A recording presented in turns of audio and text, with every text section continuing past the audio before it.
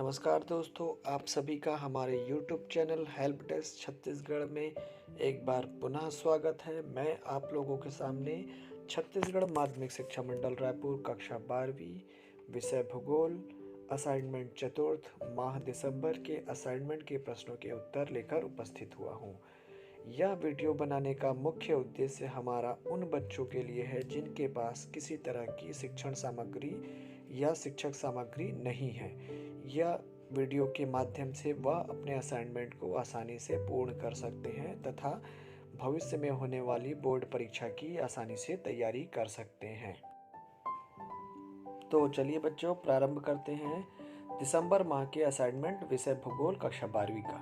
इसके अंतर्गत पूछे गए प्रथम प्रश्न है, आर्थिक स्तर की दृष्टि से भारत की जनसंख्या को कितने वर्गों में बांटा गया है, वर्णन कीजिए।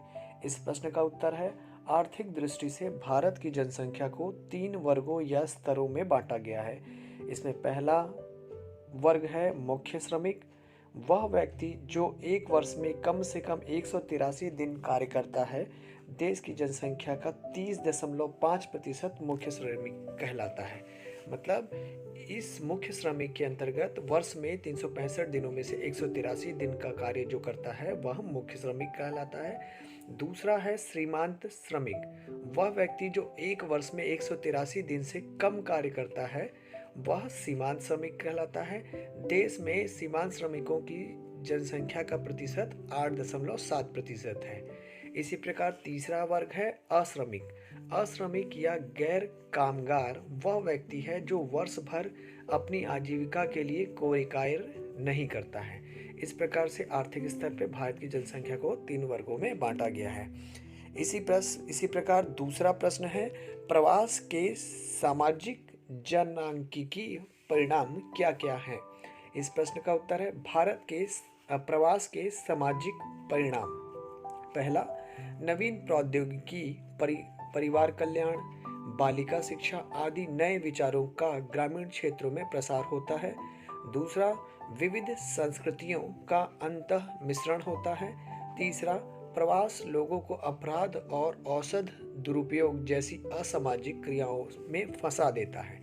इसी प्रकार इस प्रश्न का दूसरा भाग है, प्रवास के जनांकीय परिणाम क्या है। तो इस प्रश्न का उत्तर है, प्रवास से आयु लिंगानुपात में असंतुलन उत्पन्न होता है।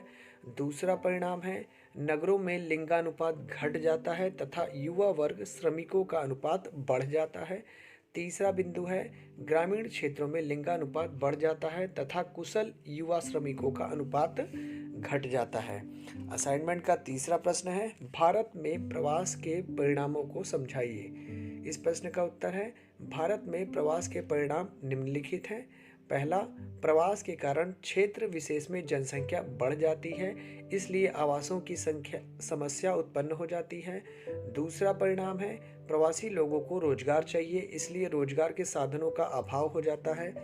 तीसरा बिंदु है, जनसंख्या वृद्धि के कारण परिवहन साधनों की समस्या उत्पन्न हो जाती है। चौथा बिंदु है, अधिक जनसंख्या के कारण स्वच्छता की समस्या उत्पन्न हो जाती है। इस प्रकार से मैं आप लोगों को यह बता दूं कि भारत में प्रवास मतलब होता है कि दूसरे जगह से आकर निवास करने वाले लोगों के कारण से भारत में उत्पन्न होने वाले जो परिणाम होता है उसके संबंध में चर्चा की गई है। इसी प्रकार अगला प्रश्न था, भारत में जनसंख्या घनत्व को प्रभावित करने वाले कारकों का वर्णन कीजिए। इस प्रश्न का उत्तर है, भारत में जनसंख्या घनत्व को प्रभावित करने वाले भौगोलिक व अन्य कारक निम्नलिखित हैं, जिसके अंतर्गत पहला बिंदु है भू संरचना। भू संरचना और जनसंख्या घनत्व में गहरा संबंध होता है। समतल मैदानी भागों में कृषि, सिंचाई, परिवहन, व्यापार आदि का विकास बहुत अधिक होता है। इस कारण से मैदानी क्षेत्रों में जनसंख्या सघन होती है।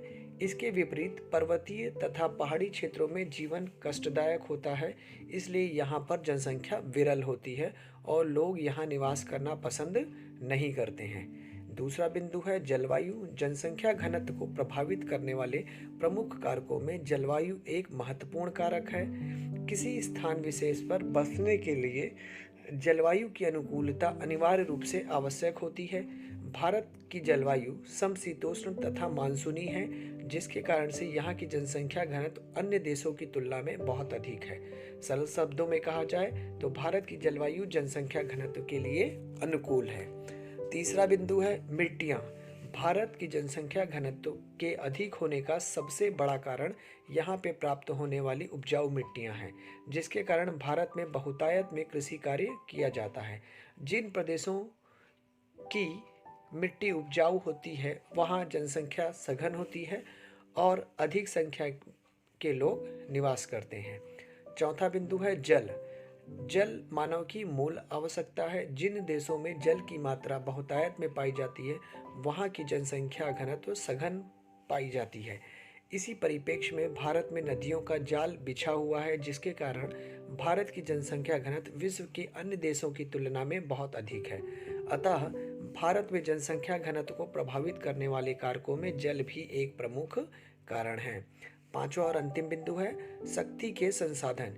जिन देशों में उद्योगों एवं परिवहन के साधनों के संचालन में कोयला, पेट्रोलियम, जल विद्युत तथा प्राकृतिक गैसों की आवश्यकता होती है तथा यह संसाधन आसानी से प्राप्त होते हैं, उन देशों की जनसंख्या घनत्व अधिक होती है। भारत में उक्त संसाधन आसानी से प्राप्त होते हैं, इस कारण भारत की जनसंख्या को प्रभावित करने में शक्ति के संसाधनों का बहुत बड़ा हाथ है। अगला प्रश्न और अंतिम प्रश्न है, विकास का मुख्य उद्देश्य बताते हुए मानव विकास को परिभाषित कीजिए। तो इस प्रश्न का उत्तर है बच्चों, विकास का मुख्य उद्देश्य ऐसी दशाओं को उत्पन्न करना है जिसमें लोगों का सार्थक और उन्नत जीवन व्यतीत कर सके।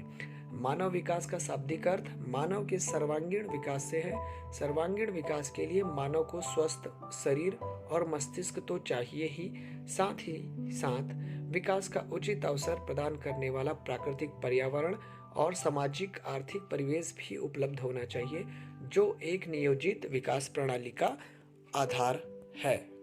और अधिक जानकारी के लिए हमारे YouTube channel help desk Chhattisgarh को सब्सक्राइब करिए और हमसे जुड़े रहिए तथा इस चैनल की जानकारी अन्य लोगों तक भी प्रसारित करें ताकि अन्य लोग भी इस चैनल का अधिक से अधिक लाभ उठा सकें।